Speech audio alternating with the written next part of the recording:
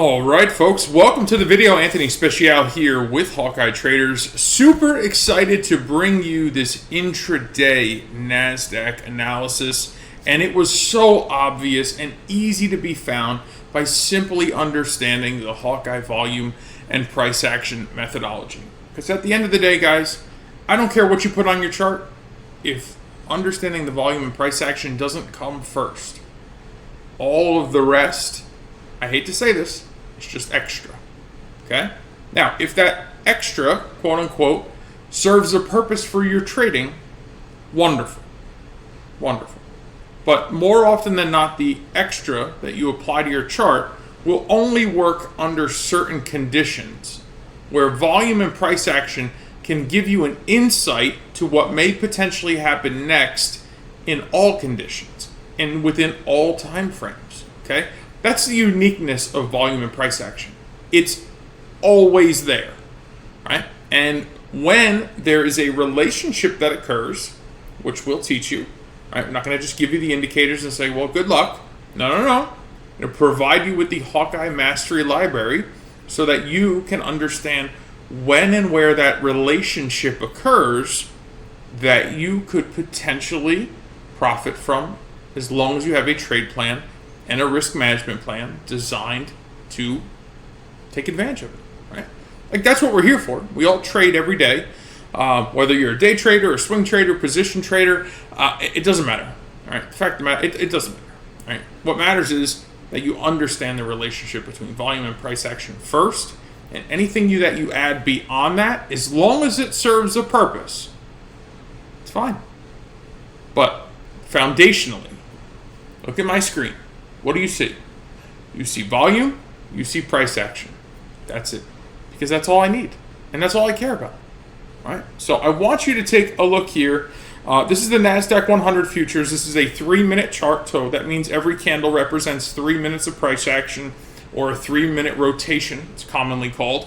And what you're seeing as far as the Hawkeye indicators go is you're seeing the paint bar, meaning the candles are being painted in relationship to the actual volume being traded within them. These purple or magenta bars are what we call our wide bars, and they play a super vital role. And that's what we're going to talk about today, in addition to the volume and price action, because it's really it's a puzzle that needs to be put together, okay? And when you understand it, it's no longer difficult, it becomes obvious, right? And that's the whole goal. On the bottom here, you can see we have Hawkeye volume, right?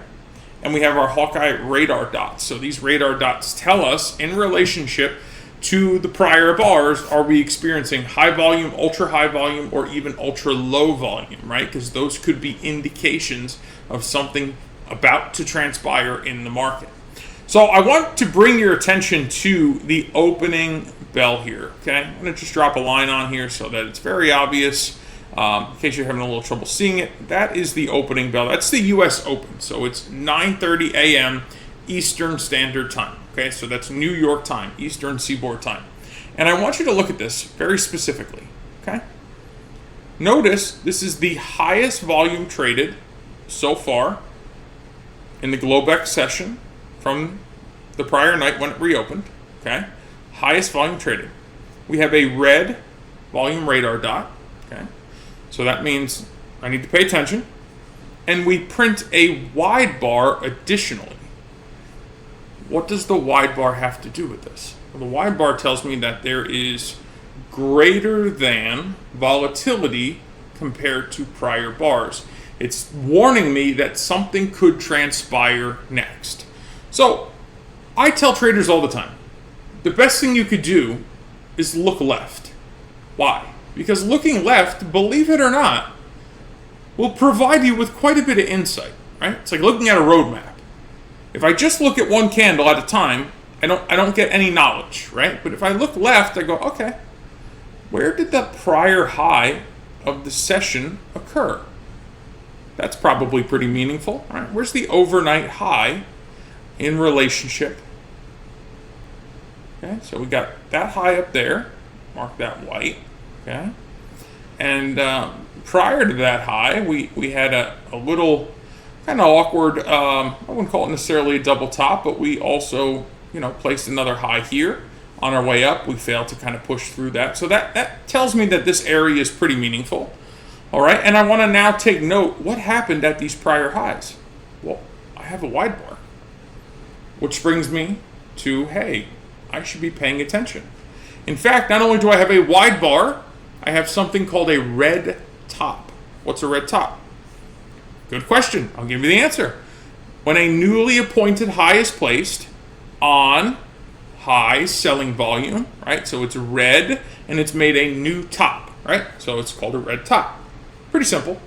So now I'm very focused here, now that I'm looking left and going, all right. So I created this red top, which typically is a very strong turning point, right? Or could be the high or low of a session if it's a green bottom. So I want to mark this out because this is pretty important to me.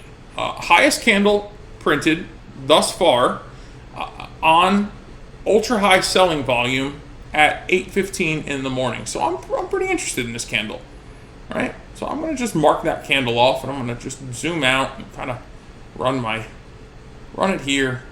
And I'm really just, again, interested in that specific candle there. Okay?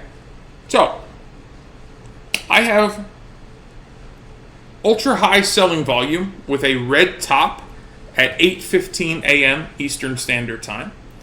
I have a retest of that level at 8:30 a.m. Eastern Standard Time with another aggressive selling candle, right? It's not the top because we already have a red top, but you can see a wide bar with ultra high selling volume. So that tells me that this area is what? Supply or resistance. Right? Doesn't matter what you want to call it. Essentially, they both mean the same thing. So you can see that every time we come back into this area, we get some really aggressive selling. So that's something we need to make a mental note of, right? Because that's going to tell the story to create the thesis around what could transpire next. So market pushes down, reverses, and we end up back within that initial candle. This is the initial candle that I marked off that zone around, that wide bar right there, that red top, if you would. I'll even make the arrow red just so that, it reinforces. That is our red top. And if you see, that's the high for the session. Like, market's closed. I mean, we're starting the Globex session, of the following day. But that is, in fact, the high for the session. So just keep that in mind. When these red tops and green bottoms transpire, sometimes they create massive, massive opportunities. Now, I believe I have resistance. I found a red top. That area's been previously respected. That's all meaningful to me, okay? I've made a lower low. Okay? I have a low here, and I've made a lower low here. So I have a high and a higher high, but I've also broken all these prior lows. Okay? And this can look a couple different ways, but if I pull it through this way, same thing, that's kind of our walk higher, right? And at the same token, this is our walk lower. So we have a high and a newly appointed lower low.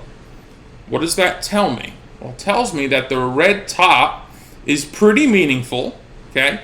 And if we push back into it, I need now to see some piece of evidence that would lead me to believe that the market may not be able to continue any higher.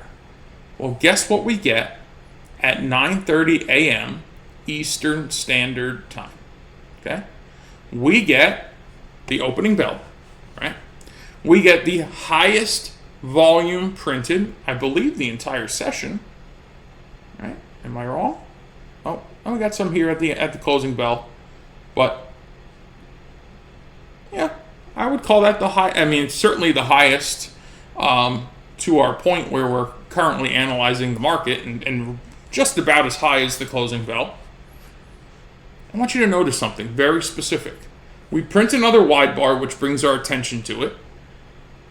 This candle actually closes higher than it opens on the strongest buying volume printed throughout the entire Globex session. But what happens? We place a lower high, right? We come in here and end up placing a lower high. We're unsuccessful in breaking this wick or this candle.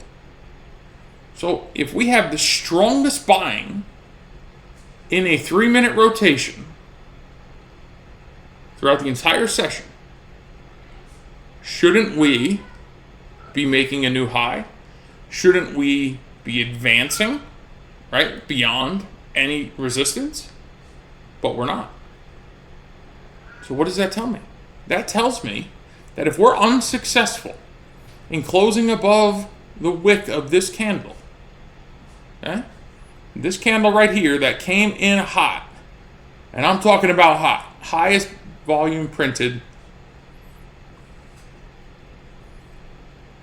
in the session so far. If we cannot close above that, the wick of that candle, guess what? The buyers got absorbed. They lost any momentum and strength that they had. And they're going to roll back over and make what? We've made a lower high. Well, what do you suspect will happen next? Perhaps a lower low. Right? I mean, beautiful 10 a.m. reversal here, okay? But that's all fine and well. But from here, we could at the very least expect a push back into this low. Potential double bottom, that always exists, right?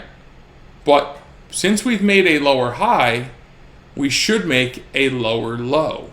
So from the this candle here, right? From this area here that we kept kind of dancing along to that prior low gives me 215 ticks on the NASDAQ 100 at $5 a tick per contract traded. But I know that in theory, I've identified a red top, I've identified a lower high with ultra high buying volume and zero follow through. I have a prior low. I should be looking for a lower low. And that lower low went on to produce about 315 ticks, okay? So it gave us almost another 100 ticks beyond just retesting the prior low. Now, did we reverse off of it? We sure did. Guess what happens next? Well, what if I just extended this trend line, right, and put it right back to where I had it before? Oh, how convenient. We pushed back into the same resistance or supply zone. We had all buying volume as we pushed in here. We had no follow through. We retested this trend line off the highs, and what happened? The market went on to sell off, right? We didn't necessarily break this low at the time. You can see we came very close to it. The market pushed back up, made another lower high, and eventually we went on to make a lower low. Where did all of this stem from? The red top that occurred at 8:15, followed by the failed ultra high buying volume on the opening bell that was unable to overtake the red top. All you have to do is put the pieces of the puzzle together in order to say, hey, I think we can put together an idea here that may come to fruition.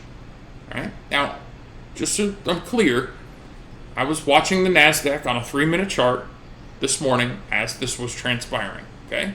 So none of this is unfamiliar to me because I watched it all as it happened. And in fact, we talked all the way through it in front of live traders trading live money. Now, whether they chose to act on this or any of this met their particular trade plan, that's ultimately up to them. But this is not some hindsight, kind of pick it out of the sky. This is real deal stuff that was analyzed, interpreted, and had expectations provided for it in real time. So that gives us the opportunity to say, there's some validity to understanding the relationship between volume and price action, identifying red tops and green bottoms, identifying high buying volume into an area of supply with complete failure. And you really set yourself up today for some really, really great opportunities, I think. Okay? Couple hundred ticks on the NASDAQ is legit, guys. I mean, we're talking about a lot of money. So I want to bring this to your attention because these are the things you should be looking at. All right? You can populate all the stuff you want on your chart. What do I recommend coming to your chart with? You can have a reference chart, okay? The chart you trade on, the chart I trade on, looks like this. Why? Because that's all I genuinely need. Now, if I have other things that I like to reference, that's fine. I put it on another chart. Why? Again, it just creates clutter. Creates confusion. Makes it difficult for me to see exactly what's happening when, where, and why. But when I have the volume in the price action, I can just draw my analysis so that I see it visually. So when I go, okay, we got ultra high buying volume here, within a red top, in a supply area, we may have a hard time. What's my risk? I mean, what's my risk? Close of this candle's here. I mean, the top there is what, 20, 25 ticks? For, over 300? Over 200 just to the prior low. So I want you guys to evaluate the way you're approaching the market. Whether it's day trading, swing trading, position trading, whether it's stocks, futures, forex, cryptocurrencies. And if volume and price action is not the forefront of the way you analyze the market, I encourage you to take a step back. Go below this video. There are some links. I want you to click on them. I'd like you to consume the content. I'd like you to reach out to myself or my Hawkeye concierge team so that we can better help you understand that without this foundational piece, everything else you add is just muddling the water. We want a clear, clean, concise vision of what's happening, when, where, and why, between the relationship of volume and price action. And when we have those things, it just makes the analysis process so much easier. And when you're confident in your analysis, you become confident in your trade plan, right? You can't have a wishy-washy trade plan, or you can't have a wishy-washy psychological approach or emotional approach to the market. So each of those pieces need to play a role. But if you understand the relationship between volume and price action, it will help give you confidence in the technical component of trading and analyzing the market. So with that being said, again, I ask of you below this video, there's some links. Please click on them. Please consume the content. Please reach out to myself, my Hawkeye concierge team. We will answer your questions, okay? Because if this is right for you, we want you to put it in your toolbox, because we believe firmly that without this, everything else is noise, okay? Everything else is noise. But the only thing that's consistent on all time frames and all assets is volume and price action. All right? And if you enjoyed this video, if you learned something from it, please like it. Feel free to leave a comment below. I will personally respond to it.